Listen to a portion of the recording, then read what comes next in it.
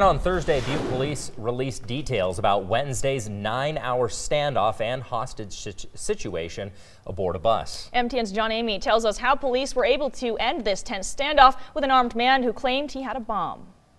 A 52-year-old man from Spokane, Washington, remains in custody in Butte after a 9-hour-long standoff with police Wednesday, where he's accused of hijacking a bus about 12:30 in the afternoon. The suspect, armed with a handgun, held a 45-year-old Butte man hostage on the bus for about 3 hours before the hostage managed to escape the gunman.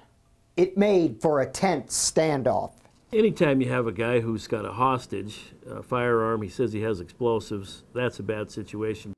This was an extremely challenging situation for police because the suspect's actions and demands were extremely irrational. He had a number of grievances with the society as a rule. He wanted to speak to Ryan Zinke at one time. He wanted to speak to the governor at one time. They felt that he was probably suffering some paranoia or some mental health issues.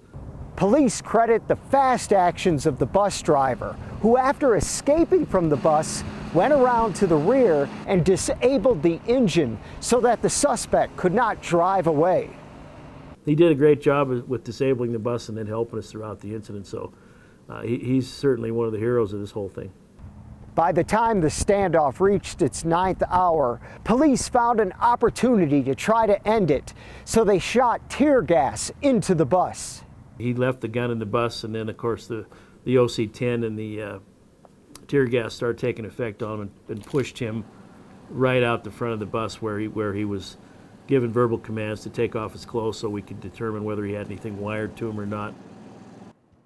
Investigators found no evidence of a bomb and no injuries were reported in the incident. In Butte, John Amy, MTN News. And police have not released the suspect's name yet because they are still waiting for those charges to be filed. The suspect is expected to be in court later today.